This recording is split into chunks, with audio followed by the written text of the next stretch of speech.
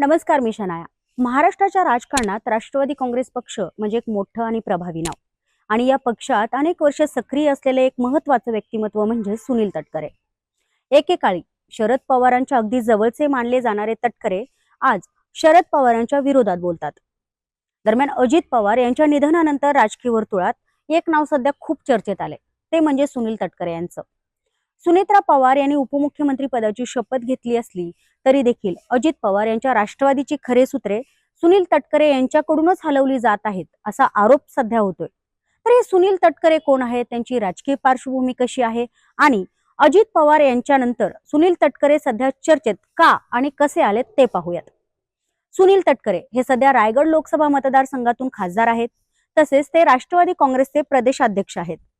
काँग्रेस पक्षातून राजकीय प्रवासाला सुरुवात करत 1995 पासून आमदार, मंत्री, प्रदेशाध्यक्ष आणि खासदार अशी विविध पदे त्यांनी भूषवली आहेत. तर या सुनील तटकरेंचा राजकीय प्रवास कसा राहिला ते जाणून घेऊयात. राष्ट्रवादी काँग्रेसमध्ये फूट पडण्याआधीपासूनच सुनील तटकरे यांचं पक्षातील स्थान महत्त्वाचं मानलं जाते. शरद पवार यांनी स्वतः त्यांची पक्षाच्या प्रदेशाध्यक्षपदी नियुक्ती केली होती. मात्र राष्ट्रवादीत फूट पडल्यानंतर त्यांनी अजित पवार यांच्यासोबत जाण्याचा निर्णय घेतला. तिथे देखील ते प्रदेशाध्यक्ष झाले. रायगड जिल्ह्यातील एका छोट्याशा गावात जन्मलेले सुनील तटकरे यांचा जन्म हा 10 जुलै 1995 चा आणि ते रायगड जिल्ह्यातील कोलाड येथील सुतारवाडी येथे झाला. त्यांचे वडील दत्तात्रय तटकरे आणि आई गीता तटकरे ते या कुटुंबातील धाकटे सुपुत्र आहेत. राजकीय पार्श्वभूमी असलेल्या घरातच त्यांचं बालपण गेलंय. दत्तात्रय तटकरे हे काँग्रेस पक्षाचे नेते होते. त्यांनी सरपंच पदापासून ते रायगड जिल्हा परिषदेमधील विरोधी पक्षनेते पदापर्यंत विविध जबाबदाऱ्या सांभाळल्या आहेत. काँग्रेसमधील वसंतदादा पाटील, शरद पवार या नेत्यांशी दत्तात्रय तटकरे यांची खूप जवळीक होती. त्यामुळे सुनील तटकरे यांना लहानपणापासूनच राजकारणाचे धडे घरातूनच मिळाले आहेत. सुनील तटकरे यांनी पुण्यातील फर्ग्युसन महाविद्यालयातून एंटर सायन्स पर्यंत शिक्षण घेतलं. शिक्षणानंतर ते सरकारी रस्ते कंत्राटदार म्हणून काम करत होते. वडिलांच्या निधनानंतर ते सक्रिय राजकारणात उतरले. त्यांचा विवाह 1981 मध्ये झाला असून त्यांच्या पत्नीचं नाव वरदा तटकरे आहे. या दाम्पत्यास आदिती आणि अनिकेत हे 2 मुली आहेत. दोघेही सध्या राजकारणात सक्रिय आहेत. आदिती तटकरे या श्रीवर्धन विधानसभा मतदारसंघाच्या आमदार असून त्या महाविकास आघाडी सरकारमध्ये राज्यमंत्री होत्या. तसेच सध्याच्या महायुती सरकारमध्ये देखील कॅबिनेट मंत्री म्हणून त्या काम करतायत. 1984 पासून आजपर्यंत जवळपास 4 दशकाहून अधिक काळ रायगड जिल्ह्याच्या राजकारणात तटकरे कुटुंबीय सक्रिय आहे. युवक काँग्रेस ते राष्ट्रवादी काँग्रेसमध्ये सुनील तटकरे यांनी वडिलांसोबत गावोगावी दौरे देखील त्यावेळी केले होते. त्यांनी वडिलांच्या गाडीचे चालक म्हणून देखील काम पाहिले. यातूनच त्यांचा जनसंपर्क वाढलाय. कॉलेजच्या जीवनातच त्यांनी युवक काँग्रेसचे काम सुरू केले. 1984 मध्ये दत्तात्रय तटकरे यांचे अपघाती निधन झालं. त्यानंतर सुनील तटकरे रायगड जिल्ह्याच्या राजकारणात अधिक सक्रिय झाले. ते 1994 पासून काँग्रेसमध्ये कार्यरत होते. सुरुवातीला काँग्रेस तालुका सरचिटणीस आणि रायगड जिल्हा युवक काँग्रेसचे अध्यक्ष म्हणून त्यांनी काम पाहिलं. 1985 मध्ये त्यांनी माणगाव मतदारसंघातनं पहिल्यांदा विधानसभेची निवडणूक लढवली. मात्र या निवडणुकीत त्यांचा दारुण पराभव झाला. त्यानंतर त्यांनी पक्ष संघटनेच्या कामावर लक्ष केंद्रित केलं.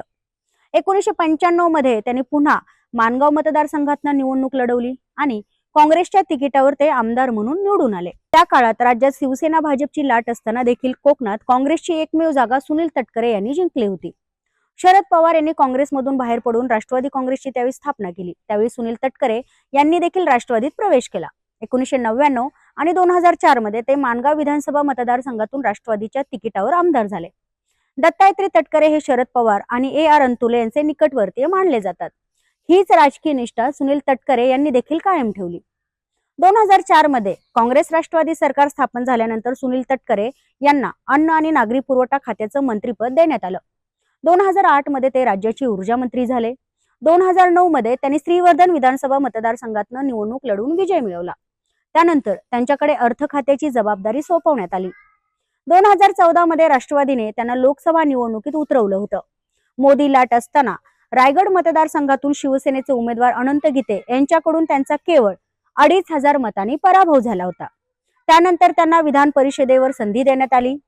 2014 मध्ये एकत्रित राष्ट्रवादी काँग्रेसचे प्रदेशाध्यक्ष म्हणून शरद पवार यांनी त्यांची नियुक्ती केली.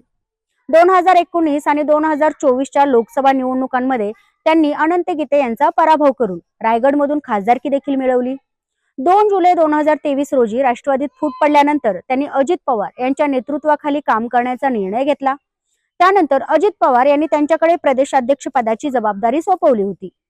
सुनील तटकरे यांच्यावर रायगड जिल्ह्यातील कोंडाणे येथे उल्हास नदीवर धरण बांधण्यासाठी 2011 मध्ये काढलेल्या निविदांबाबत आरोप करण्यात आले होते. अटी शर्ती शिथिल करून बोगस निविदांवर उभे करण्यात आले आणि 80 कोटी रुपयांचं काम 614 कोटी रुपयांपर्यंत फुगवले गेल्याचा त्यांच्यावर आरोप झाला. या मुद्द्यावरून देवेंद्र फडणवीस असतील, एकनाथ खडसे आणि विनोद तावडे यांनी तत्कालीन आघाडी सरकारवर जोरदार टीका देखील केली होती. राज्यपाल आणि मुख्यमंत्र्यांना पत्र लिहून सिंचन प्रकल्पांमध्ये घोटाळे झाल्याचा आरोप त्यावेळी करण्यात आला होता. जनमंच या स्वयंसेवी संस्थेने मुंबई हायकोर्टात याचिका दाखल करून अजित पवार आणि सुनील तटकरे यांच्यावर 70,000 कोटी रुपयांच्या घोटाळ्याचा आरोप केला होता. राज्याच्या आर्थिक पाहणी अहवालानुसार 2001 ते 2012 या कालावधीत सुमारे 70,000 कोटी रुपये खर्च करण्यात आले होते. मात्र या खर्चातून राज्यातील सिंचन क्षेत्रात केवळ 0.1% वाढ झाल्याचं समोर आलं होतं. याच मुद्द्यावरून विरोधकांनी सरकारला कोंडीत पकडलं होतं. या प्रकरणाच्या चौकशीसाठी समिती देखील स्थापन करण्यात आली होती. तर त्यांचं पक्षातील स्थान कसं वाढलं ते देखील आपण पाहूयात. सुनील तटकरे यांचं राज्यातील राजकीय वजन हे 1999 नंतर वाढलं. काँग्रेस आणि राष्ट्रवादी सत्तेत आल्यानंतर त्यांना संधी मिळाली. राष्ट्रवादीत गेल्यानंतर अजित पवार यांच्याशी त्यांचे जवळचे संबंध निर्माण झाले आणि त्यांच्या विश्वासू सहकाऱ्यांपैकी एक म्हणून ते ओळखले जाऊ लागले. शरद पवार आणि अजित पवार या दोघांचे देखील ते विश्वासू सहकारी राहिले. त्यामुळे पक्ष फुटीनंतर देखील त्यांचे स्थान अबाधित राहिलं. महाविकास आघाडी सरकारनंतर भाजप सोबत सत्ता स्थापन झाल्यावर त्यांच्या प्रभावामुळे त्यांच्या मुलीला मंत्रीपद मिळाल्याचं देखील आपण पाहिलं आहे. रायगड जिल्ह्याच्या पालकमंत्री पदासाठी त्यांनी सातत्याने आग्रह धरलाय. अधिक आमदार असून देखील हे पद शिवसेनेला न मिळणे हे त्यांच्या राजकीय वजनाचंच उदाहरण म्हणायला लागेल. पक्ष स्थापनेपासून अजित पवार यांच्याशी देखील तटकरे यांचे संबंध कायम चांगले होते. अजित पवार राष्ट्रवादीत प्रभावी असताना सुनील तटकरे हे पवारांच्या राजकारणातील दुसऱ्या फळीतील महत्वाचे आधारस्तंभ मानले जात होते. निर्णय प्रक्रियेच्या केंद्रस्थानी अजित पवार असताना देखील तटकरे यांची भूमिका संघटन सांभाळणारी आणि प्रादेशिक ताकद टिकवणारी होती. त्यामुळेच 2014ला शरद पवारांच्या नेतृत्वातील एकत्रित राष्ट्रवादीचे ते प्रदेशाध्यक्ष देखील बनले होते. तसेच अजित पवार वेगळ्या वाटेवर गेल्यानंतर देखील पक्षात निर्माण झालेल्या पोकळीत तटकरेंचं महत्व खूप वाढलं होतं. कारण राजकारणातील कार्यक्षमता, प्रभाव, पक्षावरील पकड आणि शरद पवार कुटुंबाशी असलेले दीर्घकालीन निष्ठा यामुळे ते राष्ट्रवादीतील अपरिहार्य नेते ठरलेत. त्यामुळे अजित पवारांनी देखील राज्यातील पक्षाची धुरा त्यांच्या हातात सोपवली होती.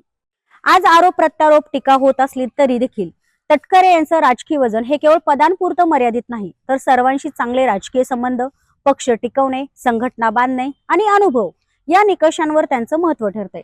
त्यामुळे अजित पवार असताना ते उपयुक्त आणि ते नसताना आता पक्षात आवश्यक अशी तटकरेंची भूमिका राष्ट्रवादी काँग्रेसमध्ये स्पष्टपणे दिसतेय. तटस्थ दृष्टिकोनातून जर पाहिलं तर सुनील तटकरे यांचा प्रवास हा महाराष्ट्राच्या बदलत्या राजकीय समीकरणाचं उदाहरणच म्हणायला लागेल. राजकारणात गट बदलतात, मैत्री देखील बदलते आणि नेत्यांना नवीन परिस्थितीनुसार निर्णय घ्यावे लागतात. एका बाजूला अनुभव आणि एका बाजूला विकासाची कामं, तर दुसऱ्या बाजूला वाद आणि टीका. या दोन्ही गोष्टी प्रत्येक मोठ्या नेत्याच्या प्रवासात दिसतात. तुम्हाला काय वाटतं? सुनील तटकरे पुढे भाजप सोबत हात मिळवणी करतील का? तुमचं मत कमेंटमध्ये मला नक्की कळवा आणि हा व्हिडिओ आवडल्यास लाईक करा.